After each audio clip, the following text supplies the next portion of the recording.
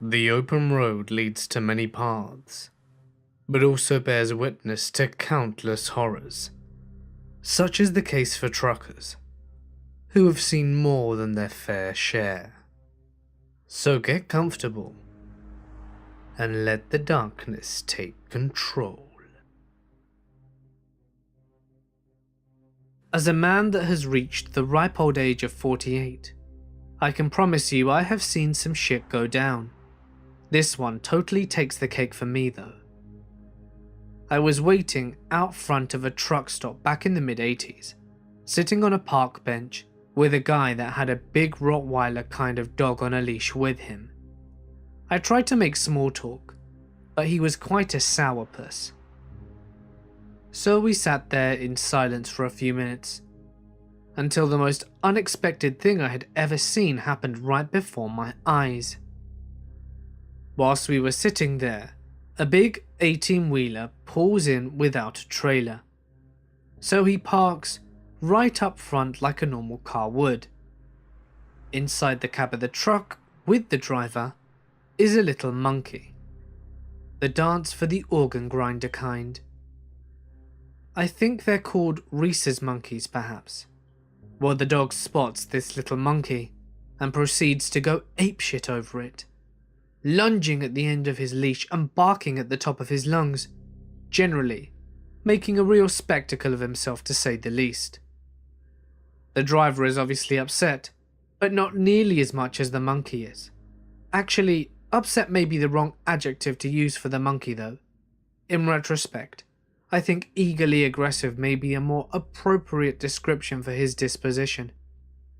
He was pacing the dashboard back and forth, never taking his eyes off this very aggravating dog. The driver opens his little triangle window that they don't make on cars anymore, the ones made for smokers back in the day. He yells out to the douchebag to call his dog off because it's upsetting his monkey. The guy laughs and says no way, and proceeds to say that the dog isn't bothering anyone. The dog hasn't shut up since he laid eyes on the monkey, and I promise you he is bothering everyone for several blocks around. Now, here's where things start to get interesting. The driver says that if he doesn't call off his dog, he's gonna let the monkey loose on the dog. The douchebag laughs and says that his dog would eat the monkey alive. Upon hearing this, the driver leans over and reaches into his glove box, pulls out one of those tiny baseball bats, like you used to get at Astroworld or in carnivals, and places it in the monkey's hand. The monkey obviously knows what is about to go down, because he is now trying to squeeze out of that little triangular window as I mentioned earlier. This monkey has murder in his eyes if I've ever seen it. The driver hollers, "Last chance to save your dog's ass, man." In response, douchebag lets his dog off the leash. Now we have a situation that has escalated to the point where we have a dog jumping up at a window and a monkey screaming profanities right back at him, while the driver finally rolls down the regular window and out leaps all kinds of miniature primate hell. The dog never knew what hit him. Quick as a flash, this monkey is riding on the back of the dog's neck. His two back feet are all wrapped up around the neck fur, with one hand around the ear. The other hand, as you may have guessed, is now steadily and mercilessly raining down blows on this dog's head and face. And I mean hard blows. You can really hear them. Well, it only took a moment for the dog to realise that it was way in over its head. He bolts, yelping bloody murder as he runs away full speed. I mean, this dog is running so hard that he's throwing up tufts of grass and dirt as soon as he leaves the pavement. The monkey's still riding him and beating him the whole time. Douchebag acts like he wants a fight now, but several people, including myself, step in to stop that nonsense. In a couple of minutes or so, the little monkey comes looping back, with his little bat still in hand, and leaps up to the open window of the truck to await his master who has gone into the store. The douchebag ran off to try and find his dog, but I don't know if he ever did. My ride showed up, and I had to go. Nevertheless, never again in this lifetime will I see something so totally crazy and unexpected like that. I am both fortunate and humbled to have been privileged to be present for such an event. This happened to my father. A few years ago, he was driving a road train here in Queensland, Australia. It was him and 3 other road trains, I think, and he was second in line. For anyone wondering what a road train is, imagine an old-looking, generally all-around gargantuan-sized semi-truck, hauling 3, sometimes 4, normal-sized trailers at the same time. Yeah, hauling that much stuff, of course, is not going to be able to stop as fast as your 1994 Honda Civic. Anyway, some guy tried to overtake all of them before the overtaking lane ended. This lane isn't very long, about 1 kilometer, and they are few and far between along this road, which the guy obviously knew. Now, this guy had ran out of room by the time he had gotten to the truck at the front. And so, he went off the road and rolled his car. The trucks all stopped, and my father got out and ran towards the car, which was by now on fire. The first driver was much closer to the car than my father was, due to these trucks being a good 100 meters long. When Dad got there, the truck driver just had his hands in the air, saying, "Nope, I can't handle this." What he had seen was the man, still conscious, flailing about in the car burning alive. Dad didn't want to see something so horrid, so he didn't look, but he is still haunted by the fact that a man was alive only 1 minute ago driving past him, but then, 1 minute later, he was burning alive in a car ahead. The truck driver is basically a basket case today. He still can't get over it and feels terrible, but it is by no means his fault. Driving back from a road trip, someone tried overtaking my father again on this same stretch of road, not 2 kilometers away from the night before. There were police up ahead, and the guy was up to about 200 kilometers an hour just to get ahead of my dad before the lane ended. So he slams on the brakes just before he can get seen by the coppers. And Dad says he barely braked in time to not send him flying ahead, due to the road trains having a much harder time braking than any car does. They get pulled over, and my dad abused the hell out of this guy because he was still upset about the night before, and he sure as hell didn't want to see that shit again. And the guy acted like he had no idea what he did. I have never seen my dad afraid, but I could see in his eyes just how scared he was when he told me this, because that moment terrified him so much that he could have been the guy to take another man's life so quickly. I hope you people can understand that trucks, especially road trains, do not have the same capabilities as cars, and you should know how to act around them and know how they work. I used to drive I-80 between San Francisco and Cheyenne, Wyoming, a lot. It is about 16 to 20 hours of driving, depending on weather and traffic and whatever. Anyway, I was driving at night, and the car starts making this odd grinding noise, as if I ran over something that got stuck. It's about 2 AM. I pull into a rest stop that's well lit, and wake up my buddy who is sleeping. I explain to him, as we both get out the car, that I heard what sounded like a kid crying. There are no other cars at the rest stop on this windless night, but we frequently heard stories about child trafficking and kidnapping nearby. So we decided to check it out. We grab our flashlights and head towards the noise, which is coming from the bathrooms. As we get closer, we realize it's coming from the women's bathroom. It's a low, dull sobbing. We walk in, expecting to see some brutally beaten and/or raped 8-year-old or something. And we see nothing. The sound is still there. It's clearly coming from the room. But the room is empty. We turn on the lights. Still nothing. Check each stall, the trash can, everything. We start looking for everywhere in the room. But it's coming from nothing. Is it a hidden speaker? Are we on candid camera? What the hell?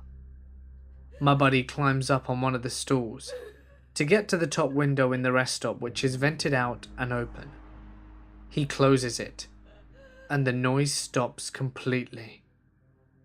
He opens it again, and there's no more noise. We sit there for a few seconds, staring at each other. He shrugs. The window then slams shut again, without him touching it. We were out of that bathroom in seconds. The noise started up about 10 seconds after, just as we were getting to the car, and we were tearing out of the parking lot within 10 seconds. The grinding noise was still there. So at the time, I pull over a few miles later at a Flying J truck stop, well lit and sometimes occupied. Couple of truckers there, no other civilians like us. We check under the car. There's a red and silver piece of metal wedged between the part of the car and the road, about half an inch off the ground or so. So with us in the car, it would have definitely been grinding against the ground. I can't remove it by hand, it's really wedged in there. So we kick at it to bend it and figure that we'll remove it when we get back. A week later, I had my mechanic take a look at it when he was doing a service. It was part of a kid's tricycle.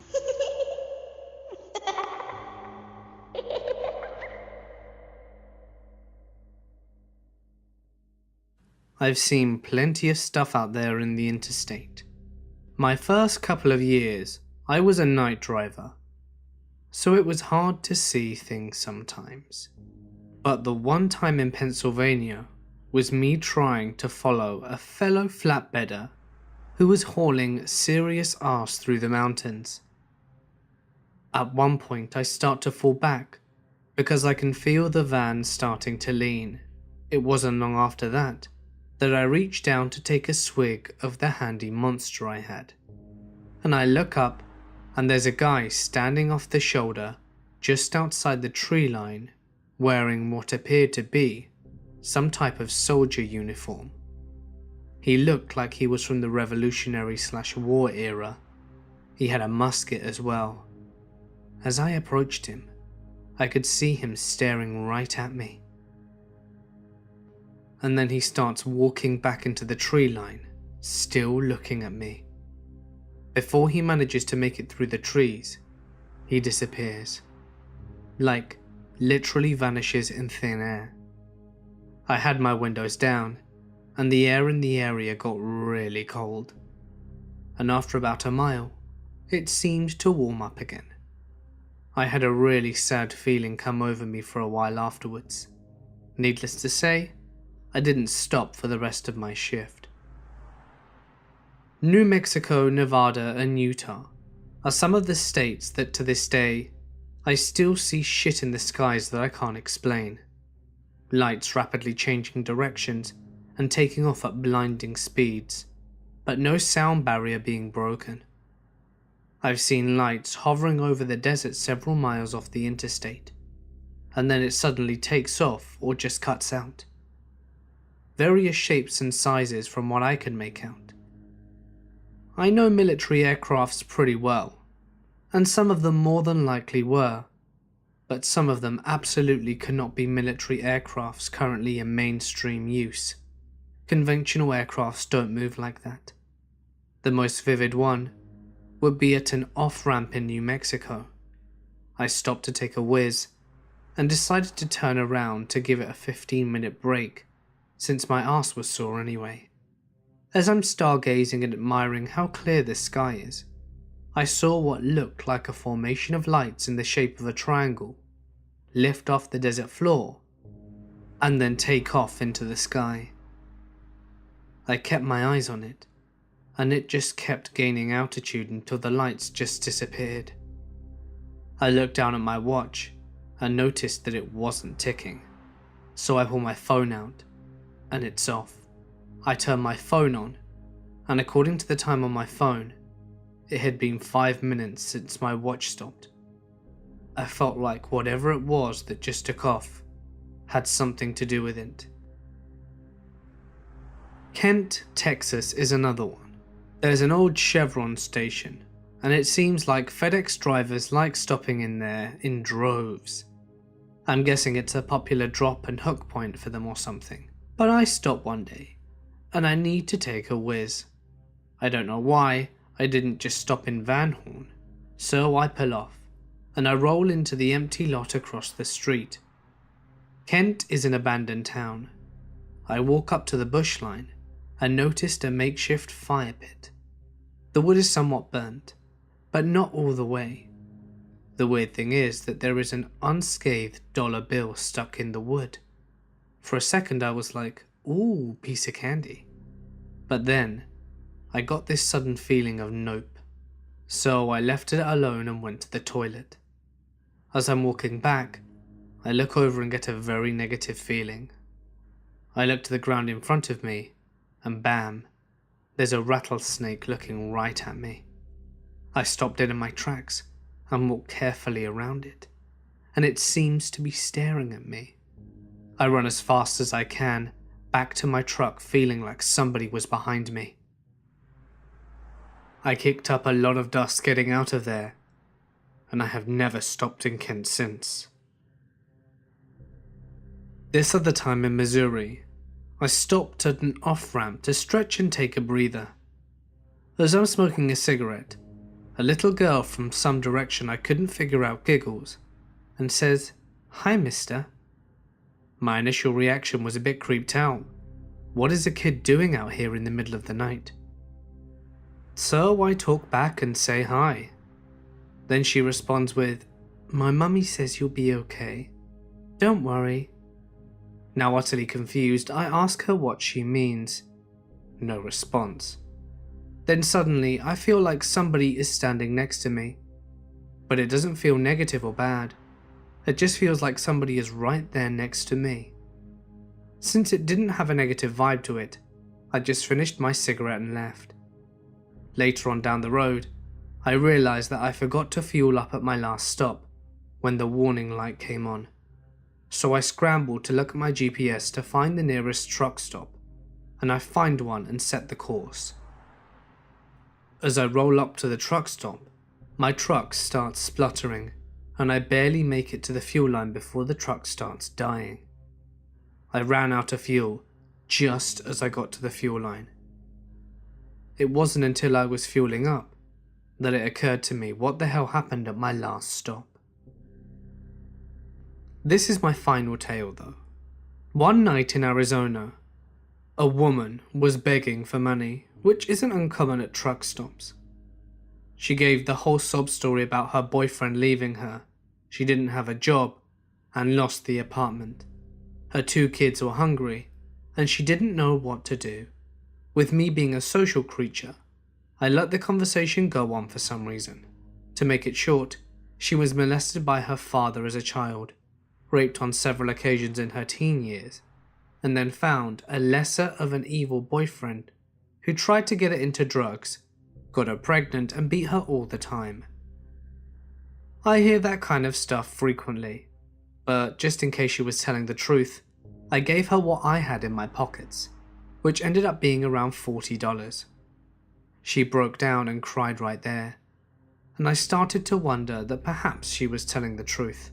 She walked away after some more small talk, and I go inside to get dinner, and unbelievably, I see her with her 2 kids that look as sad as can be, ordering dinner. They all looked depressed. I knew at that moment that she wasn't lying about a thing she told me, and I felt a lot of remorse for not doing more. so I told the waitress to put their meals on my tab. The look on her face when the waitress said that their meal was being paid for by someone else was a look I shall never forget. I'm not a trucker, but a dispatcher. However, this story is about a trucker. We had a driver who had, shall we say, an odor problem. I'm not talking like body odor sweat. I'm talking about stale urine. Any time he'd come to the dispatch office, it was a race to get him to leave again. The kind of putrid tang that would make you gag immediately and completely involuntarily, regardless of your best efforts. Driver was a rather heavy-set guy, nice enough, but a little slow. We let it go until we started getting complaints from customers about the smell. Now this driver was a flatbed driver, meaning most of his deliveries were onto construction sites, job sites, steel and lumber mills. 90% of deliveries were outdoors, and in the company of rough and tough dudes, who otherwise wouldn't give a damn what you smelt like, we'd still get a couple of phone calls a week from different foremen saying that they wouldn't take this guy onto their site anymore because the odors were so terrible and severely affected his workers. We started delicately attempting to bring it up, trying to urge proper hygiene, etc. He claimed that he showered every day, or every other day at worst, and that it was just what he smelt like, and has always had the problem for as long as he could remember. Nothing he could do. Okay, now here is where things get interesting. At some point, he had to bring his truck in for maintenance. It was a company truck. He did not own it. But we didn't rotate trucks, so he'd had the same one for months. Something had to be checked in the gear shift, so the mechanic had to go inside the truck. Upon climbing into the cab, the mechanic promptly did a 180 and puked out the driver's side door. It was then that the big piss bucket was discovered. I'm not talking like a Gatorade bottle or something like that. I'm talking like a job site shop bucket, filled nearly to the top with urine. The floor was wet around it, indicating that some had splashed out. I'm told that the inside of the cabin smelled 10 times worse than he did. It was basically pure concentrated evil, and the walls of the cabin had a slight yellow-brown dull sheen. We fired the driver, using the complaints from customers as the excuse, and then parked the truck outside in our yard. Doors and windows were opened for a week just to try and dull the smell. Then had a guy with a ghetto pieced together hazmat type suit, rubber gloves, rubber boots, mask, rain slicker, etc. go in and basically douse the whole thing in bleach. No matter what they did, no matter how hard they cleaned it, they could not get rid of the smell. That truck sat outside in our yard for a full year, windows and doors standing wide open. Rain, snow, blustery winds, it just sat wide open to the elements.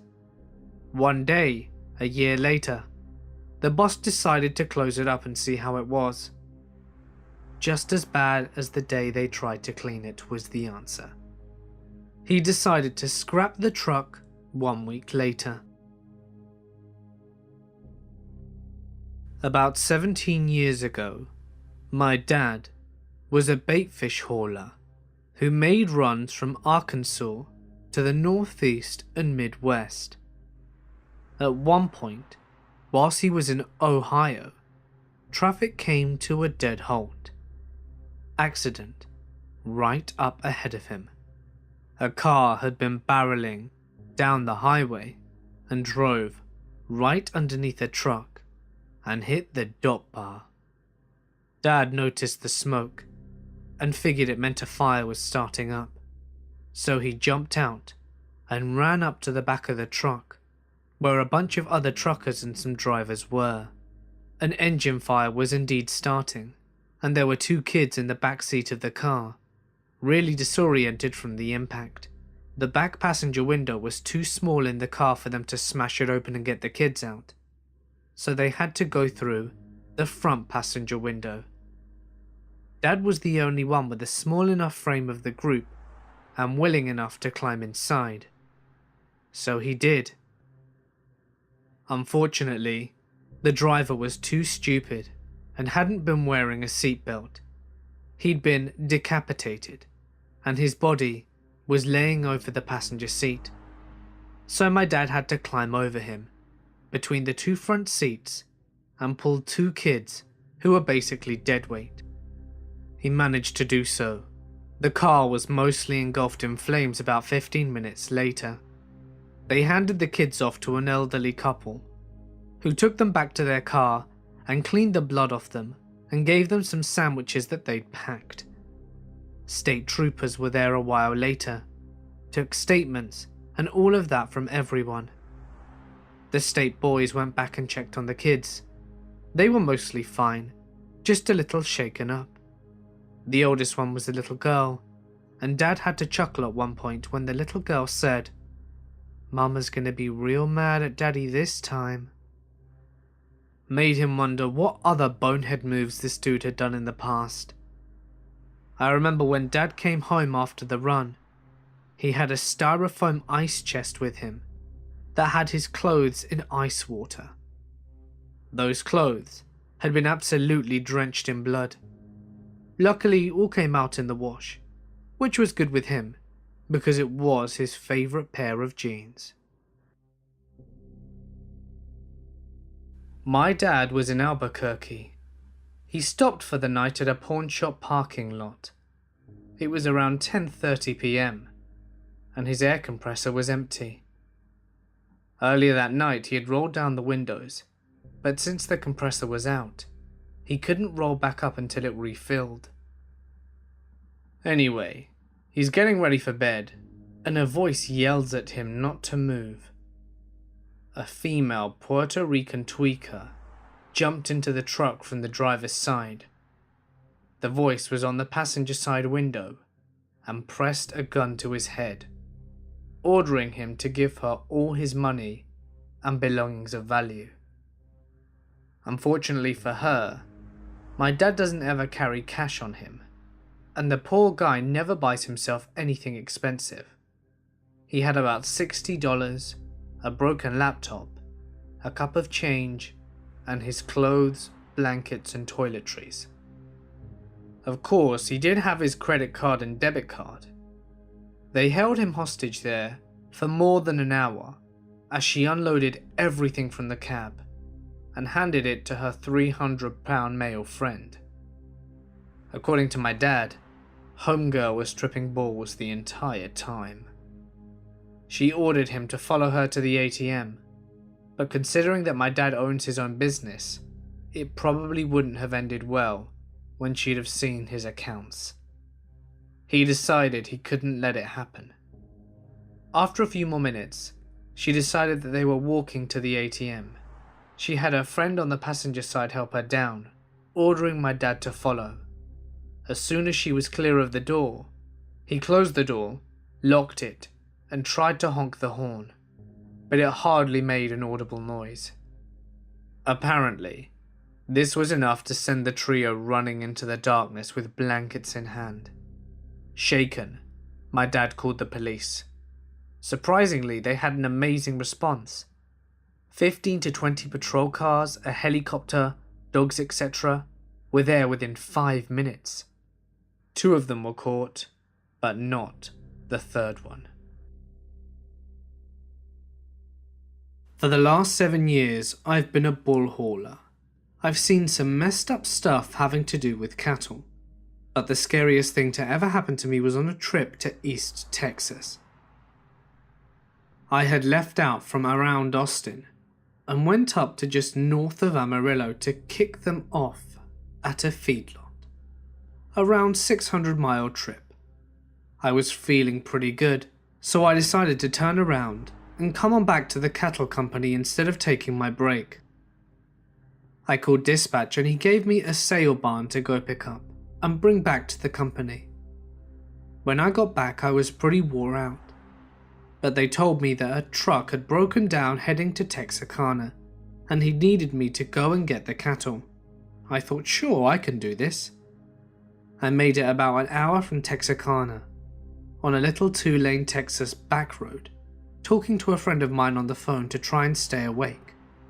When I fell asleep, I remember hearing my friend yelling my name and waking up just to find myself off in the grass with a cowboy on a horse right in front of me roping a calf.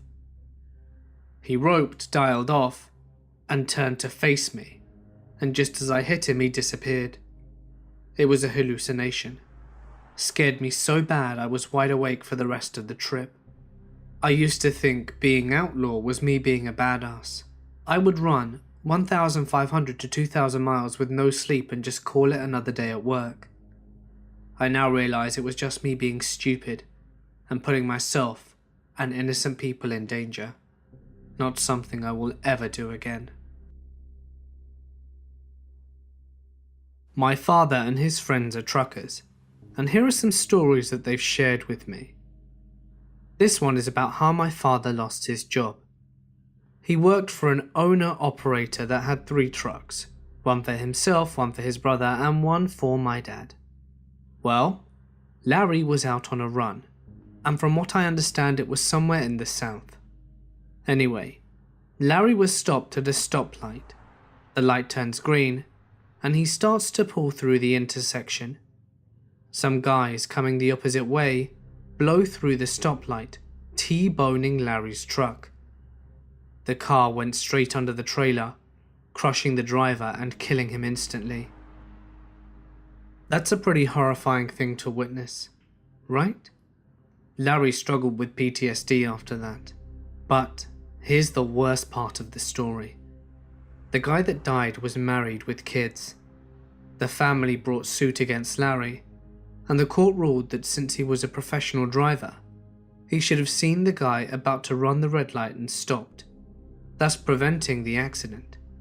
Never mind the fact the guy was driving way above the speed limit, something like 60 miles per hour in a 35-mile zone, and was nowhere in sight when the light changed and Larry started to move forward.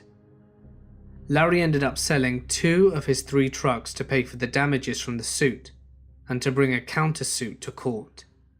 The truck that Larry kept was given to his brother because he didn't want to drive anymore after that. No idea what happened to the countersuit, sadly.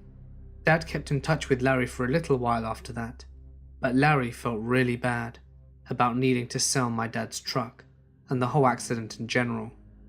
So my dad just kind of left him alone and eventually lost contact. But I hope he got the justice he deserved. The second story actually happened to a close friend of mine called Paul. Paul was driving down a mountainside in West Virginia when some car speeds up behind him and passes. Well, the car missed a bend in the road and hit the guardrail. Paul stops his truck, gets out, and sees if anyone is hurt. He walks up to the car, and apparently everyone seems fine, because they're A, massively drunk, and B, busy throwing empty beer cans and cases of beer over the guardrail so the police don't find them.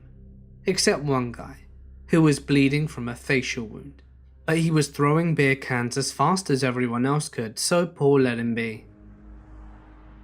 Paul sticks around until the cops show up. He doesn't say too much about the drunk guys, but when the police arrive, he makes sure to point out the guy with the facial wound, which gets a laugh out of the officers.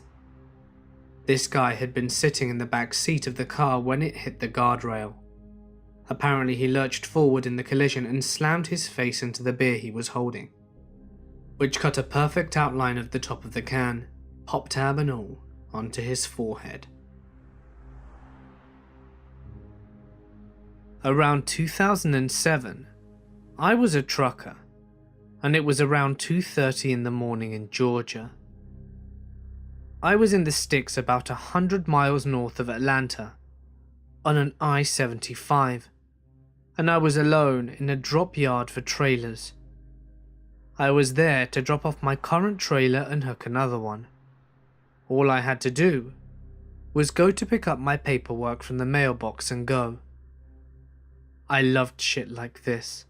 No bullshit, load is ready for me to pick up, and no waiting around. Great. Now, my entire life, there has been this weird phenomenon that has followed me. You know those halogen street lights? I would say about 60 to 70% of those lights I walked under would go dark. It's the strangest thing. If I walk down a street at night, it's not strange at all if every light I walk under goes out. And when I walk away from it, it comes back on. I walk the streets in darkness. I have no idea why it happens. Anyway, I've dropped my first trailer, backed under the trailer, I'm picking up, got my paperwork, and I'm raising the landing gear. I'm standing under a big street light, and guess what? It goes out. No big deal. But I say out loud, to no one in particular, I wonder why that always happens. And at that point, the craziest thing that has ever happened to me in my entire life happened. A calm voice from about 3 feet away said, "Show of respect." A voice. No one was around for miles. I was out in the middle of nowhere, and there was no one. I heard it plain as day. It was a man's voice. It wasn't loud, scary, nor intimidating. It spoke, very matter-of-factly, "Show of respect." I freaked out, jumped into the truck, and moved 80,000 pounds faster than I ever thought I could move it.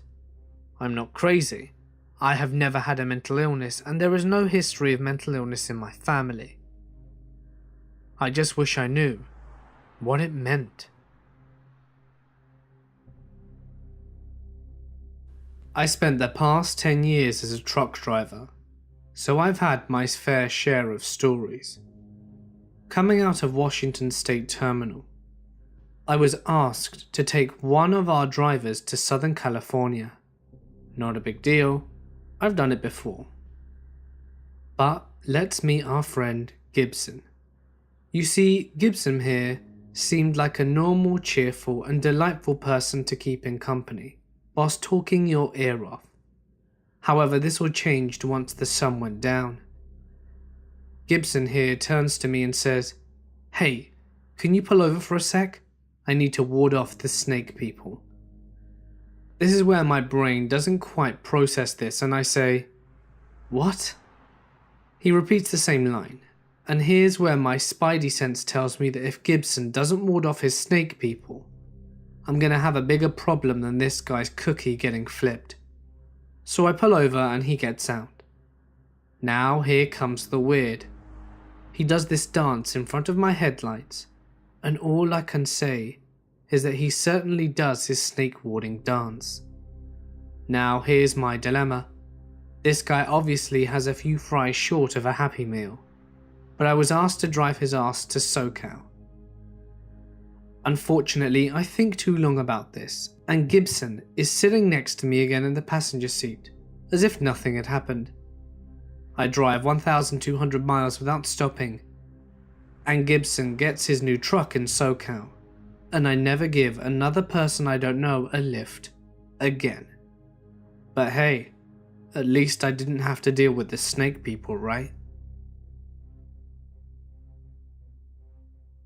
This one happened mostly to my wife, but I was involved. We met for dinner after work and we were heading home. At the time, she had a small car, and I was in my massive truck. She was far enough ahead of me for me to make her car look like a dot in the horizon. And then she calls me sounding scared and says that some guy in one of those smaller Japanese SUVs looks angry and keeps motioning for her to pull over. Now, there was almost no traffic, and we'd been on the road for a while, so it's not like she had an opportunity to cut him off. Anyway, while she's on the phone, he even swerves at her a bit, trying to force her off the road. I told her to hold on and slow down if she could manage it. I stood on the gas, hoping the truck wouldn't blow up. Unfortunately, it didn't. It wheezed, rattled and vibrated up to speed that was most definitely not safe. As I closed the gap, the guy got more and more aggressive, and when I got there, she dove into the emergency lane and stood on her brakes as I bore down on him like an express train. Action almost always beats reaction, and this time was no different. I got between them. He pulled into the other lane as if to let me pass, and I got right onto his bumper, flashing lights and honking, which was probably not the smartest move I could have made, since any braking on his part would have been bad, but at the time I was beyond caring. All of a sudden, Road Rage McDouchebag realizes he's about to become the recipient of a steel enema if he doesn't mend his ways, and he took off. My wife caught up, and we took the next exit. She was shaking up a bit, but otherwise okay. We called the police with his plate number, but unfortunately, nothing ever came of it. This happened to me when I was 15. My dad ran a wrecker service for over-the-road truckers. Late one night, we got a call that a truck had run off the road and struck a tree 20 miles south of town. So my father and I fired up the wrecker and headed south. When we came to the scene, the truck and trailer had ran off the road to the right and smacked a tree head on. It was one of those 100-year-old oak trees. This was back in the day when there were cab-over semi-trucks, or the ones without noses or the engine is underneath the cab. The truck was still running at idle. The doors were closed, but no driver was seen in the driver's window. The front driver's windshield was busted, and there was a large hole in the middle. The trailer was loaded with flat 1/4-inch steel sheets. Of course, it's pitch black, and you can't really see things that well. When we first got there, our impression was that the driver smacked the tree, hit his head on the windshield, and was already getting treatment somewhere else. So my dad set up the wrecker to hook onto the trailer, and he wanted me to open the cab up in order to release the brakes. When I opened the door, I was greeted with a lower half of a body. When the driver hit the tree, a single sheet of steel broke free and cut through the cab, cutting the driver in half. The upper half of his body went through the windshield. I found the driver's upper half in a cornfield, about 40 feet from the truck, and he was still grabbing the upper part of the steering wheel. It looked like he was frozen in time, still driving the truck. Needless to say, he went into a body bag with his lower half, and we worked through the night, getting the truck and trailer back to town. This is one of many experiences I've had growing up in a wrecker service family. Many years ago, I was on what was called a meet and turn. This is where a driver that is domiciled out of one city will drive a load halfway to its destination, whilst a driver domiciled out of that destination will drive halfway with a load that is destined for my city. We met in a parking lot, switched trailers, and drive back home. I had been on this run for a few months, and found that I always got to the meet point about an hour before the other driver. It was a dark and empty dirt lot around 3 AM, so I would stretch across the seat and take a short nap. One night, about 10 minutes into my nap, I was awoken by a barking dog. I tried to ignore it, but it carried on for several minutes and got louder as the dog got closer. Soon, it became apparent that the dog was right outside my truck, barking at me. Okay, either this dog is Lassie and trying to alert me of something, or else it's just a pain in the ass and I'll need to throw something at him to scare him off. It's important to note, the barking had been going on for a good 10 minutes at this point. So I sat up and looked out my window. Standing there, mere inches on the other side of the glass, was a man about 35. He was a large fellow and was barking at me. His eyes were crazy and he was frothing from the mouth a little. The scene really held my attention for a moment. The sheer creepiness of this struck me. Gently, and making an absolute minimum of sudden movement, I reached down and started my truck and slowly pulled away. He chased me, much like you'd expect an angry dog to do, barking all the while. Needless to say, it played hell with my power naps from then on. I've been a long-haul truck driver for a few years, and just spending every day out on the road is pretty crazy. You see a lot through the windshield of a truck. The image that sticks out with me the most are the dead people that you see. There was a bad incident one night in Chicago. It was late, rainy, on the interstate by Wrigley Field, and all I could see were flashing lights in the opposite lane. I don't usually rubberneck because I don't want to see other people's misfortune, but this time I did. There was a dead family lying broken on the road, and the first responders were pretty much just standing around, waiting for the coroner to arrive. I can still see the flashing lights in the rain, and the little dead baby lying 30 feet away from its dead parents. I wish I had never looked. Another time again in Chicago, probably around Gary, I saw a possible drunk driver in a fancy car, driving erratically on the interstate. I called the police and gave them the mile marker where it was, so that they could try and stop it. I lost sight of the car as it sped off, but a few miles down the road, it was flipped over on the other side of the freeway, engulfed in flames. I don't think the driver made it out, as there was no one standing beside it. One night in northern Ontario, I was climbing a hill on a single lane back up top, and just as I crest the hill, there is a minivan coming straight at me in my lane, and a long line of cars that are passing the other. I have nowhere to go, and I'm not allowed to leave my lane of traffic even if that means killing you. So I hit the brakes, even managing to lean forward and grab the trailer spike to use all the brakes, knowing these two things. I'm about to kill someone in this minivan, and that I am about to be covered in thousands of gallons of horse piss that I was hauling in the trailer.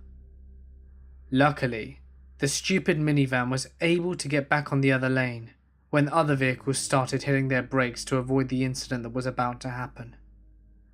Things like this I remember. Nearly dying in accidents, nearly killing people as they cut you off, not realizing how long it takes for a truck to stop. There are good days to driving trucks, but the bad ones are the reasons I quit. I was running on Kansas Highway 96, out of the Great Bend early one morning. Dawn was just peeking over the horizon back to the east, and I rounded the curve out of the town, heading west, when I see Bambi and the gang crossing the road. It must have been at least 12 of them. I get up in the middle of the road and I lay on the air horn. They stop crossing, but they all start running along both sides of the road in the direction I'm going. I get back on the throttle, and just as I come up on the group, I see two of the deer on the north side deciding that they now want to join the group on the south side. Reflexes kicked in, and I jump into the oncoming lane to avoid them. I saw one's face as clear as day, as my fender and the door went past him. He didn't hit the corner door of my trailer or my drives, luckily. However, he did hit his head on the side of my trailer. It must have been enough to daze him as I watch him fall and get hit by my back hopper on the side. He went under my trailer tandems when he exploded. I was gross overweight, so he didn't stand a chance. I pulled over about a mile up the road where it was wide enough to do so, and went to look over my trail. I didn't see any marks on my trailer or hopper, not anything much of the trailer tandems. The only thing was left was a tuft of fur or two, and blood dripping on both mud flaps. I was driving a shortcut from 29 Pines to Albuquerque. 29 Pines is located in the desolate highway east of LA. The shortcut was all 2-lane roads through the total nothingness, except passing through Amboy, California. Amboy is a nearly abandoned town, nearly as far below sea level as Death Valley, with a dormant volcano and lava field on one side and a salt flat on the other. It was also at the time a hotspot for satanic group activity. So I was driving by myself in the afternoon, and I stopped in Amboy and snapped a picture of the city sign, just to prove to my friends who dared me to take a picture when I got to Route I-40. I got back in my truck and proceeded to drive up the mountain range between Amboy and I-40. Once I reached the top, I am driving north through a canyon with high grass on both sides of the road. Up ahead, I see some stuff in the middle of the road. As I approach, I slow down to see a red Pontiac Fiero stop sideways across both lanes, a suitcase open with clothes scattered everywhere, and 2 bodies laying face down in the road, a man and a woman. I stop 100 feet or so away, and the hair on the back of my neck is standing up. Being a Marine, I reach under the seat and pull out a 9mm pistol and chamber a round. Something seemed very wrong. It looked too perfect, as if it was staged. An ambush? Was I being paranoid? Something was just wrong. Getting out seemed unthinkable. It was the horror movie move. I scanned the road and saw that I might just be able to get by, so I drove the line I planned. I passed the back of the Fiero without hitting it or either bodies on the road, and I continued forward a couple of 100 feet and slowed down so that I could breathe and let my heart slow down. I decided at that moment to look back, and the 2 bodies had gotten up on their knees, and 20 or so people emerged from the tall grass on either side of the road. At that moment, my right foot smashed the gas pedal to the floor, and I didn't let up for a long time. I will never know what would have happened to me if I'd have gotten out to check, or stopped my vehicle closer to them. Somehow, I don't think it would have been good, and sometimes, real life can be scarier than any movie. My dad had been a truck driver my whole life. The one incident that sticks out to me the most is when he saw someone in this company accidentally kill a lady. Or rather, the lady was killed by the guy's truck. There was this notoriously bad intersection, and the woman just blew through it illegally and out in front of my dad's co-worker's loaded semi, with my dad directly behind him. A lot of people don't realize that trucks can't slow down like cars. They have to gear down because of how heavy they are. She was killed instantly, and her family later tried to sue the company my dad worked for, which went nowhere. Also, when I was a kid, he was in a grain elevator explosion. My dad's truck was about the 10th in line, and the first couple of trucks were basically vaporized. It was a pretty scary day, because we saw about it on the news before he was able to get hold of us. I worked as a trucker for a year or so, and had some weird experiences. One of the strangest things I saw was off the Trans-Canada in BC. It was surprisingly dead on the road I was on, with nobody going in either direction, which is weird even for Wednesday in the wee hours of the morning. I found a corner and see a pillar of smoke. My initial thought was, that explains the no traffic, and I start to slow down since it's kind of a blind corner, and I see that there's only one car off in a ditch, fire blazing. I pull off the road to see if anyone is injured as I can't see anyone, and on the other side, the clearing is, no joke, 4 or 5 black bears standing on their back legs. As I notice them, they all begin roaring like crazy, like I intruded on some sort of party or something. I back away back into my truck and watch them as they calmly continue to watch the fire. I don't even know what happened that morning, and I will never know. Bears are weird. My uncle was a truck driver for many years. He doesn't share a lot of stories, but he told me this one night, whilst we were drinking beer.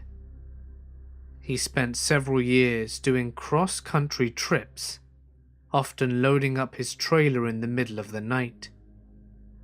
While he waited for his trailer to be loaded, he'd make his way over to a nearby truck stop, have a late night meal, and shoot the shit with any other drivers there. After a while, he would make friends with drivers that were on a somewhat similar schedule. He befriended this particular guy that he would run into about once a month or so. He said this guy was massive, a huge guy. My uncle is kind of a wise ass that can get annoying really quickly. He said this was one guy he knew that when he crossed the line and agitated him, it was time to go. Anyway, he runs into this guy every so often, and they shoot the shit and kill time while their semi-trucks are getting loaded up. One night, the guy invites him back into his semi. He wants to show him something that he built there in his semi. This guy's semi has a sleeper on the back, so it's pretty big. Basically, it's a semi-truck with a small room right behind the driver to sleep in.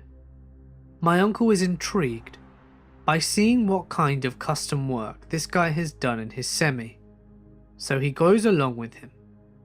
Once there, in the truck, the guy shows him what he's built in the sleeper of his semi. It's a big, heavy-duty box. Apparently it has hydraulic arms on either side, so he can open and close it with the push of a button. He says that once he's pushed the button, it seals shut and can no longer be opened. My uncle is kind of weirded out by this, but cracks a few jokes about the box.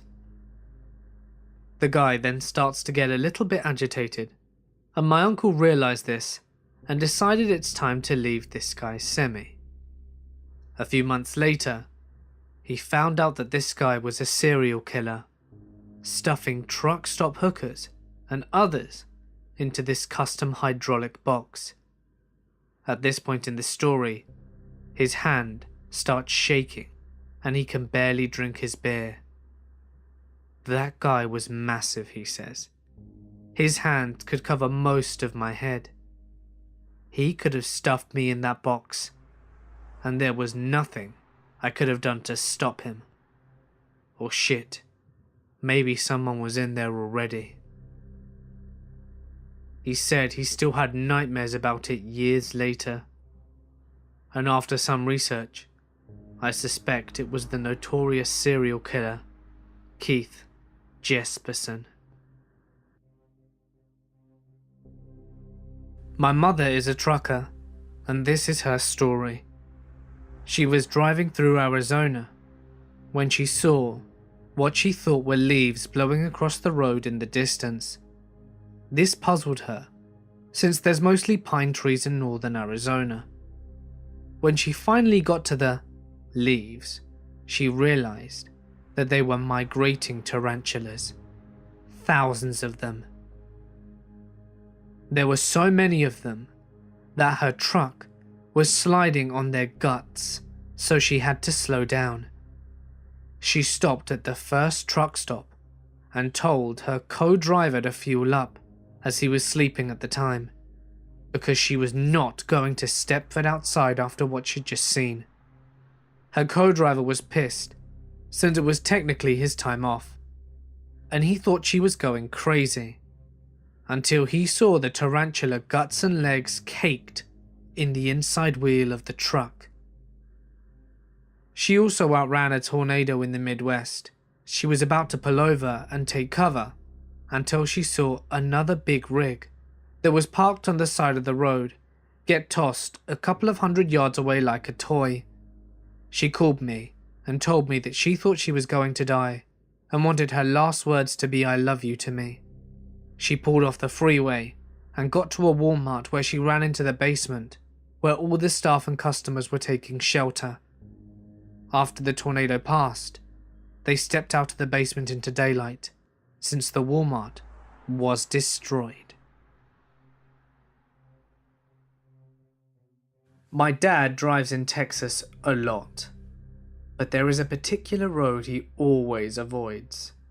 I'm not sure which road it is, but he says it's in the middle of old Native American land. On a cloudless night, he was driving through. He kept seeing shadows run along the side of his trailer.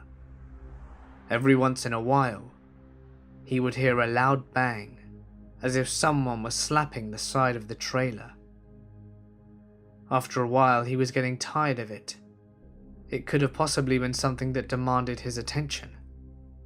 So he decided to stop and see if perhaps a tire had blown, because that was probably the most likely thing that could be making the noise. He opened the door and stepped out. He did his usual walk around, checking the tires, but as he turned the corner, he heard a laugh, and a shadow took off running down the road. Needless to say, he shit his pants and jumped into the truck. He was driving like a maniac, and about 15 miles later, he saw the skinwalker standing on the side of the road with its arms crossed. He didn't stop until daylight. My dad was a trucker for years before a work injury grounded him. He came home white as a sheet one day and wouldn't talk for 2 days. When he did, he told us that a lady had ran a red light and tried to speed underneath his trailer. This was shortly after the Fast and Furious movie came out, and the resulting wreck turned the car into a convertible and decapitated the woman. The side of his trailer was a Rorschach of blood and grey matter, and it took my dad 2 months of therapy to get back in his rig. And even though the insurance company said it was fixable, he scrapped the trailer and started pulling trailers for a big company instead of his own. I just wish that some people would be more careful on the road. My uncle was a long-haul truck driver back in the 90s. Mainly did international runs from Canada down to the US and then back to Canada. He had a pretty nice new Kenworth that had one of those maximum size sleepers on it, a built-in toilet and the works. He decided that the small tank that came with the toilet was a pain in the ass to have to empty so frequently. So he converted half of his passenger side diesel tank into a septic tank. A few weeks after converting his tank, he happened to pull into a truck stop somewhere in the United States and parked for the night after driving longer than he should have. He woke up at 5 a.m. with the dawn just starting to get bright. He climbed out to see beside his truck something that would make him laugh every time he tells this story. On the ground on the right-hand side of the truck was a 5-gallon jerry can, a siphon hose with one end in his tank and the other laying on the ground. Puddle of puke and some puke footprints. Another few feet away, puddle of puke. Another few feet away, another pile of puke. Some dumb son of a bitch tried to siphon his septic tank in the middle of the night. Hey guys, it's Mort here, and thank you so much for listening. I've been hearing what you guys have been requesting in the comments section, which is why tomorrow I've got a big paranormal video lined up for you, with some all new, never before heard stories. It's gonna be big, and not to be missed. It would mean the world to me if you would show this video a little love by leaving a like and dropping a comment, as it goes a long way. And why not consider sharing the video with a friend, or someone who you think will enjoy it. Just a reminder that you can see my new merchandise, which can be found in the description, along with the links to my social media, as well as my Patreon, if you are feeling extra generous. If you would like me to read your story on my channel, feel free to send it to my email or share it to my Reddit, which is of course in the description. Please make sure to include as much punctuation and descriptive language as possible to maximize your chances of it being read. But anyway, for now guys, I'm going to sign off. Stay awesome, and I'll see you in the next one.